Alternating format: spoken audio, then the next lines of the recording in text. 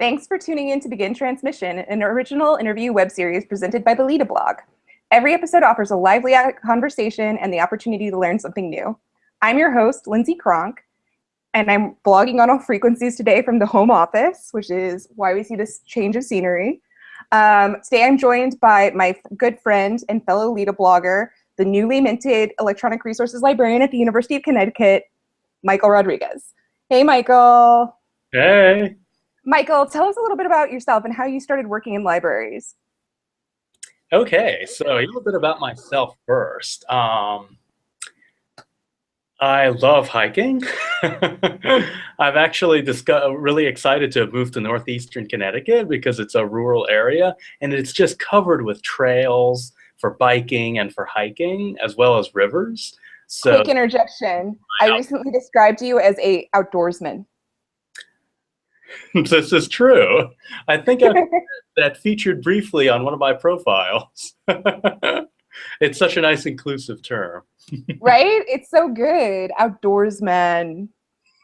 Yes. And I already, and in a manner of speaking, I already have a coonskin cap because of my ponytail, so I'm all set. As far as how I got started working in libraries, so I originally started out in public libraries, actually, shelving books, which is why my Twitter handle is Top Shelver, because I shelved a lot of books on high shelves. Yay, shout out to the TwitterCom. Yes, indeed. After that, I moved to Hodges University, so that was in Florida, which is kind of my home state, and I did all the electronic things there. And now I'm at UConn doing electronic resources and probably quite a few other things as well. E-resources forever. I think it's kind of interesting, you know, in Lita, we have all sorts of the range of technologies. You run into people like Brianna, right, who's on the sort of data management piece of it. And then there's you and I, and we sort of deal more with licensing and actually making resources accessible. And then you have the straight up IT folks. It's just such a wide range of what technology actually means in libraries.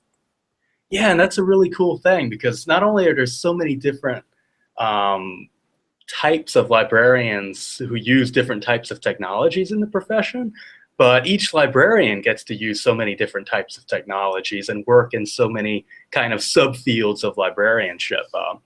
Really, when it comes to me personally and my motto for librarianship, I keep thinking of Walt Whitman and his saying, I am large, I contain multitudes. That's a great way to put it. Walt Whitman really had librarianship pegged. That kind of interoperability of the librarian is such a profession. But speaking of the multitudes of technologies we interact with all the time, is there a technology tool or app that you've been using a lot lately that you'd like to share with the audience? Yes, so I've actually gotten really into project management tools lately because new job, lots of projects and initiatives going on. So right now I'm working a lot with Trello, which is used extensively by my university, and I'm using it both for my unit. I'm kind of getting our licensing workflows in there, and I'm also using it for all my own projects and for all my personal projects as well, since I'm moving house and all that good stuff. I love Trello. I'm at a Basecamp university. It's like really nice and has lots of functionality, but I'm not as familiar with it, so I'm still adjusting. Nice. There's so many alternatives too. There's Asana, I think, is a really Asana has that unicorn that flies past when you complete a task, which is just like, I don't know, it feels like that nice little gamification piece that Basecamp is particularly lacking. Librarians love the unicorn aspect. True. We're a unicorn loving group. Yes, indeed. Is there a new technology that you're excited about right now? I'm not sure if it's like new, Newish. but I've gotten excited about Slack. Yeah. Using it at the Lita Forum in 2015, and it turns out that UConn, my university, uses it extensively as well. And I think it's a great tool for kind of for workplace social media. So it kind of merges social media and chat. You can have interactive conversations with multiple participants in real time. It's really versatile, and I think it's really good for cutting down on email. Always desirable. Yes, indeed. But I mean, of course, there's no real alternative for moseying over to people's offices and having that great face-to-face encounter. But Slack is really, really a cool new tool for when you can't do that. Totally. I agree. I like Slack a lot. I think messaging is so nice. It's sort of a casual touch piece too, where maybe like an email feels like a little aggressive in terms of follow-up is often where I use the gentle nudge of a message. Exactly. Is there a skill, Michael, that you'd recommend, folks fresh out of library school or folks considering entering the profession start to look into, cultivate? So much of what I've found of what makes a really good librarian, especially when we're just entering the profession, isn't so much the skills that we bring in as our attitude toward our work, toward technology, toward our users and our colleagues. And I guess kind of the number one thing I would say would be, first I quoted Walt Whitman, now I'm going to quote Star Trek, to go boldly, and I corrected the split infinitive. Because really that's kind of the key, right? To push forward the boundaries of what our library does, of what our profession does, of our own comfort zones.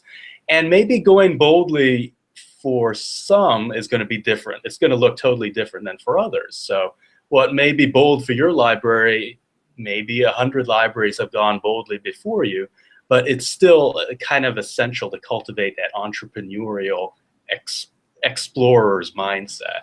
I think that is something that is going to be absolutely essential to keeping us interested and engaged professionally, and also pushing forward librarianship into the 21st century and beyond.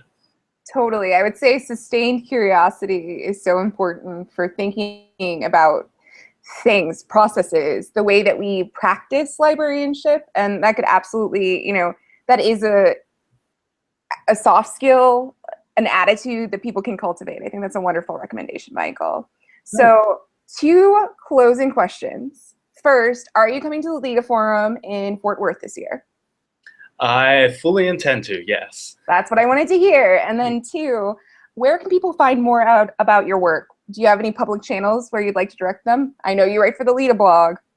LIDA blog is fantastic, lidablog.org. I tend to keep pretty up to date on my Twitter, so twitter.com/topshelver.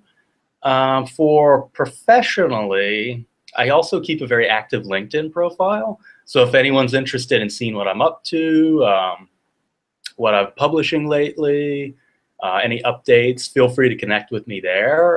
It's on LinkedIn. My handle there is MR Librarian, Michael Rodriguez, Mr. Librarian. Mr. Librarian. I was very cute. Was not taken. Fantastic. Michael, it's been so wonderful having this conversation with you today, and I look forward to reading your next post on the LIDA blog. Until our next transmission, this is where we'll leave you.